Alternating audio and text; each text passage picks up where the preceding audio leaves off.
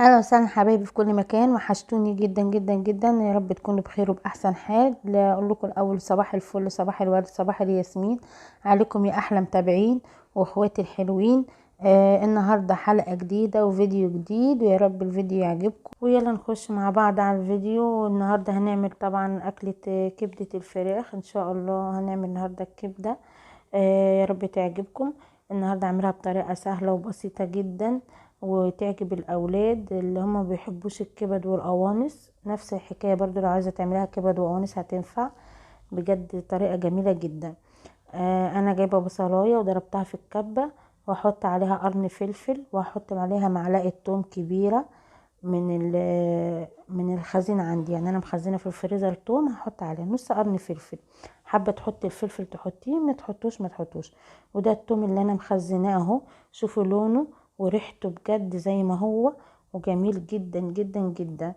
بجد الطريقه يا ولاد دي جميله جدا، وجربوها وعلى ضمانتي. لو عايزين تشوفوا حلقه التوم عندكم في الفيديوهات بتاعتي في القناه، في فيديوهات التخزين. اديني كده انا حطيت البصل والثوم والفلفل، وحطيت ملح، وهحط كمون، وهحط فلفل اسود. والمفروض احط الخل بس انا نسيت الخل، فهحطه بعدين. يبقى انا كده التوابل بتاعتي بصل ثوم فلفل اخضر، لو انت عايزه تحطي ملح فلفل كمون فلفل اسود كمون، بتاع ده خل، ونقطه ميه، واضربهم في الكبه عادي. انا عشان عندي التوم مفرز وضربت البصلايه فحطيت كل واحد وحدي.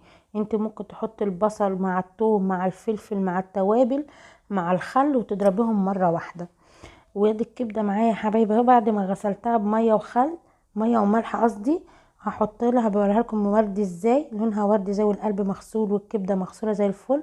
هحط لها نقطتين خل، وهروح اشطفها دلوقتي حالا. هتلاقي لونها غير معايا اهو، شايفين؟ ادي كلها لونها اتغير اهو لما شطفتها من الخل. وبعد كده هحط الخل اهو في الخلطه اللي انا كنت ناسياها. اديني حطيت شويه خل اهو اللي كنت ناسياهم، وضربتهم تاني في الكبه. ورحت جيت ايه حطيتهم على الكبد بتاعتي، الكبده بتاعتي. اديني عفوا، اديني حطيت اهو الكبده الخلطه على الكبده. وبقيت الخلطه هشيلها في الفريزر عادي، في اي وقت اعمل بيها كبد وقوانص في اي وقت. انا زي ما بقول لكم يا حبايبي دي عاملاها عشوه لاولادي، نص كيلو، فهعملهم عشوه لاولادي كده يتعشوا بيهم هم قاعدين. الاولاد بيحبوها بالطريقه دي. ما كانوش بياكلوا عندي ولا الكبده ولا القنصه. بصراحه انا لما عملتها بالطريقه دي حبوها. فانا هسيبها كده قيمه بتاع 5 دقايق او 10 دقايق تاخد حياء من البصل والتوابل. وبرضه هقطع بصلايه وسط كده حلقات صغيره، صوابع كده صغيره، طويله بالطول. وبعد كده هركنها لاخر حاجه خالص. ونسيت اقول لكم يا حبايبي، انا الكبده ما قطعتهاش نهائي ولا جيت عندها وهي نيه. زي ما انتوا شايفين حطها سليمة كلها. التقطيع هتيجي في السوا بعدين، هوريها لكم بعدين. وعندي فلفل اخضر برضه هقطعه برضه حلقات زي كده، صوابع زي كده. ودولت هيبقوا اخر حاجة يتحطوا على الكبدة. انا كده هجيب طاسة زي ما انتوا شايفين، صينية، طاسة قصدي. هجيب طاسة وهولع عليها واسخنها قوي، واقوم احط عليها ايه الكبده كلها حالها كده. لو في قوانص برضو بتتحط معاها. ادي كده سبتها 5 دقايق لحد ما خدت الحياء. والطاسه هتسخن معايا، وهتلاقيني فضيتها عليها وحطيت عليها بق ميه. حتى لو كبد وقوانص بتعمليها بنفس الطريقه، فاهمين؟ وما بتقلبهاش خالص ولا بتيجي عندها الكبده هي صح زي ما انتوا شايفين. وحطيت عليها بق ميه صغير وسبتها. دي قلبتها بالطاسه كده، ما جيتش عندها معلقه ولا شوكه ولا اي حاجه. وهسيبها لحد ما تاخد لون، لولا امسك الشوكه واقلب بيها. انا بقول لكم اهو الشوكه لا ما تقلبيش، حتى الطبطبه كده ما بعملش اهو، شايفين؟ ما باجيش عندها بالشوكه خالص. اول ما خدت لون زي ما انتوا شايفين كده، يا دوبك هقلب تقلبتين زي ما انتوا شايفين كده برضو بالراحه. وبرضو هحوش ايدي منها، ومش هاجي عندها لحد ما تنشف خالص. وبعد الميه دي ما تنشف خالص اقوم اقلبها تقلبتين، واقوم اقطع الكبده بدل ما تبقى فرعين اقطعها نصين. عايزين تعملوها على 4 قطعوها على 4 زي ما هتشوفوا معايا دلوقتي. وبعد كده هحط لها معلقتين زيت.